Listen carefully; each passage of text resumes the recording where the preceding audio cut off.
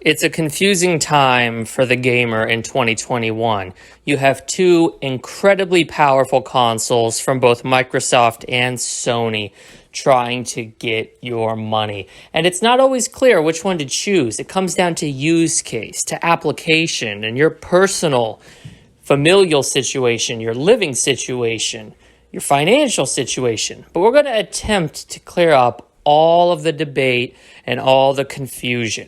Brought to you by one of, if not the most reliable sources for video game news, reviews, and educational content on YouTube, Dead Metal. This is it, ladies and gentlemen, the 2021 What Should You Buy in Gaming, Xbox or PlayStation? We're going to keep this a very fair comparison. There's a lot that I'd like to go over with both of these systems, but we have to start with the hardware. What are you getting with your purchase? What will you be bringing into your home? You have a couple of different choices here. Now, on Microsoft's front, they've chosen the most boring, ugly black box I've ever seen in my life. If you stand it vertically, it looks okay, but nobody has the room to do that. And if you lay it horizontally, people are going to ask you why you have a mini fridge sitting on its side. Seriously, the design of the Xbox Series X looks like it was designed by a 3-year-old, conceptualized by a literal child. It is the most basic box you will ever see. Nothing stands out about this. It's literally the most uncreative console design I have ever seen, but what else are you to expect from that behemoth hemorrhaging money known as Microsoft? You can't expect them to actually put forth effort and innovation into their hardware. They've already said, Phil Spencer's quoted as saying he does not give a shit if you buy an Xbox. Unfortunately, things do not get much better on the PlayStation side. You get this horribly designed, bulbous, fat fucking box. And if you elect to get the disk drive one, it comes with a tumor on the underside of it, further representing that the design choices that went into the PlayStation 5 were completely redundant. Who made this shit? We're talking about a box less powerful than Microsoft's system, and something that's easily twice, if not 3 times the size, because Sony is incompetent when it comes to cooling. They have no idea how to design their coolers, and the color scheme, it screams elementary. You have white sides and a black middle. How creative, Sony. On top of that, Sony elected to launch their console with an SSD expansion, of which you cannot even purchase the card to expand the storage in the PlayStation 5. And they dumb you down from a terabyte to 825 gigs, I think it is. Just cementing the fact that the PlayStation 5 is an absolutely atrocious value all around the board. It looks horrible. They overheat. All right, PlayStation 5 is having overheating issues. There's DualSense drift issues. The design of the console is incompetent, designed by people who clearly have no idea what they're doing with hardware, and it comes with less storage, and it's bulkier despite being less powerful. So you have two really shitty choices here. You might as well flip a coin because you're not going to get benefits with either one. But that covers hardware. Now let's go ahead and move into software, arguably the more important point when it comes to choosing a gaming console. I mean, no matter which way you cut it, you're going to have to pay $50 to $60 to play online. They'll bribe you with some free games that nobody cares about to try to convince you that your membership is worth the money, but we all know it's not. So nobody really gets any points there. Regarding the software itself, though, it needs to be said, Xbox has literally no games that you cannot play anywhere else. And owning an Xbox is the most pointless thing that you could ever do in your life. I would put owning an Xbox in 2021 akin to going out and purchasing yourself a VCR. Yeah, a goddamn VCR. That's how useless this box is. Because when they're putting games, not just on PC, mind you. I mean, the PC already completely renders owning an Xbox irrelevant and a stupid waste of money. But on top of that, you're getting games trickled to the Switch in Ori. We're seeing Cuphead across Switch and PlayStation.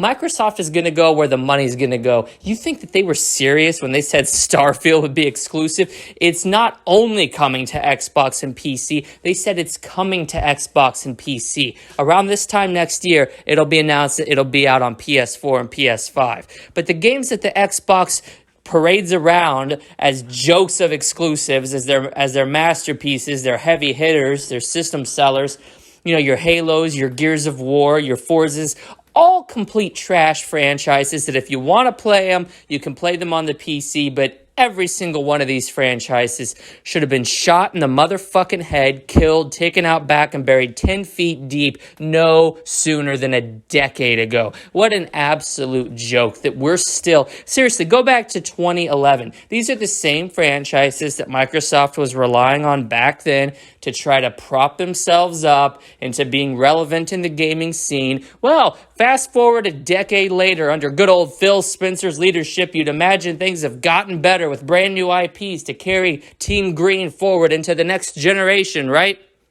Nope, we're still relying on antiquated old-ass games to try to compete on a AAA space of which Microsoft is failing miserably to Sony. They have no chance. Trash like Gears 5 and Halo Infinite will never hold a candle to God of War, to Spider-Man, and all the other hard-hitting AAA first-party exclusives that Sony can offer. And Microsoft realized this. So they bought up a bunch of studios, including Bethesda and ZeniMax, who also own Arcane Studios and id Software, because they know that the first party can't get it done, further cementing Microsoft as the worst thing to ever happen to gaming. But unfortunately, my friends, things do not get better on the Sony side. When we talk about exclusive games, yes, PlayStation has, at least for the time being, more games that you need to be into their ecosystem to play. We're talking games you can't play anywhere else, like God of War, games like Uncharted, games like Bloodborne. That is all true now, but Jim Ryan, being the crackpot dickhead he is, recently came out and announced that he, too, is behind bringing games to PC. And now we're seeing an absolute flood of Sony games coming out on PC. We've seen Persona 4, we've seen Death Stranding, we've seen Horizon Zero Dawn, we've seen Days Gone. It's rumored that Uncharted and Bloodborne are next. Games are going to start launching day and date with PC. That's down the road. So at this point, from 2021 to 2022, yes, there will be games exclusive to the PlayStation 5. However, it's all temporary. None of these games are really worth playing to begin with. Sony has trash exclusives like fucking God of War and Spider-Man that are really just walking simulators.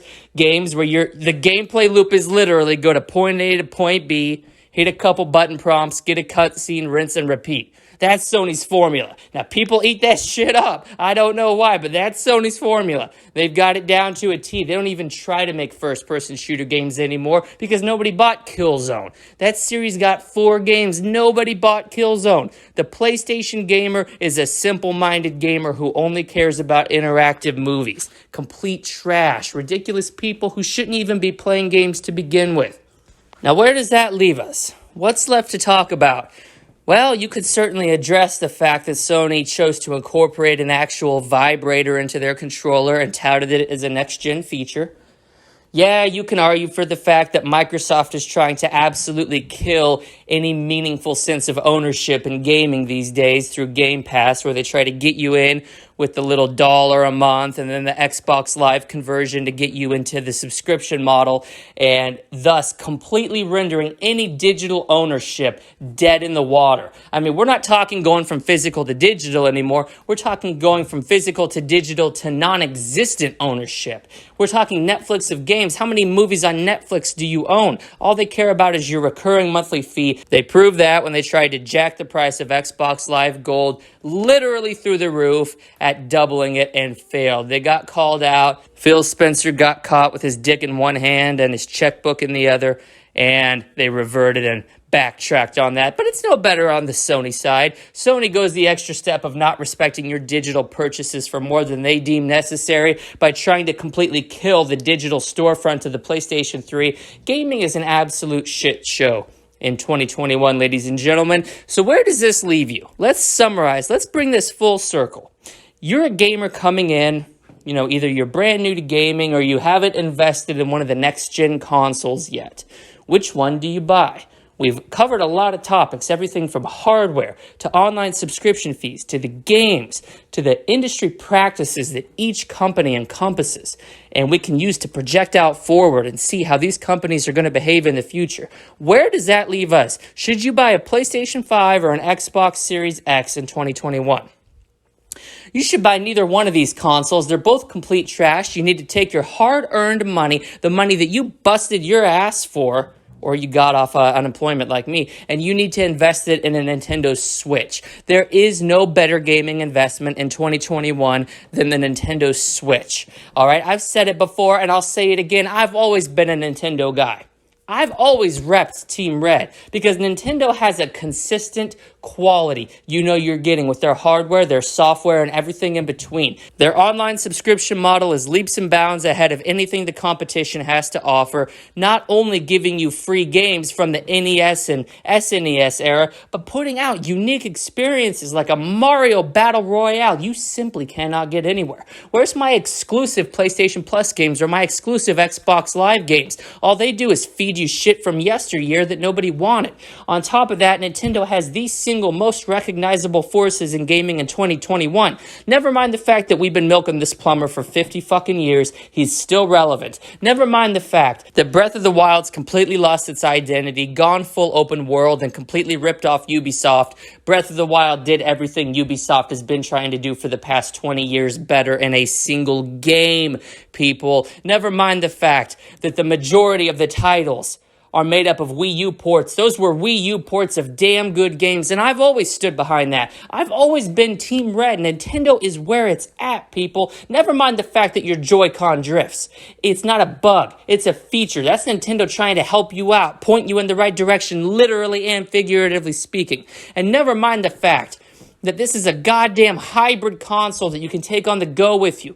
You can use it while you're taking a shit, while you're applying for unemployment, which I highly recommend instead of working. You can use it while you're supposed to be doing other stuff at family functions. The possibilities of the Nintendo Switch are endless, and I will be the first in line to buy a Nintendo Switch Pro. I hope they price it at $500. I don't care how much it is. I'm buying it. Just like I bought my Switch, just like I bought my Switch Lite, just like I bought my Wii U, even though nobody knows what the fuck a Wii U is. I'm Nintendo for life. Dead Metal fully recommends investing in the Nintendo ecosystem instead of Sony and instead of Microsoft. And Dead Metal further thoroughly recommends that any PlayStation 5, Series X, or Series S owners immediately sell their hardware, try to get some scalped prices out of it, and get yourself a Nintendo Switch. It's never too late to correct your mistakes. We're talking about the greatest console to ever grace God's green earth, and you're an absolute idiot if you're gaming on PS5 or Xbox Series X over a Nintendo Switch in 2021. This is Dead Metal logging out.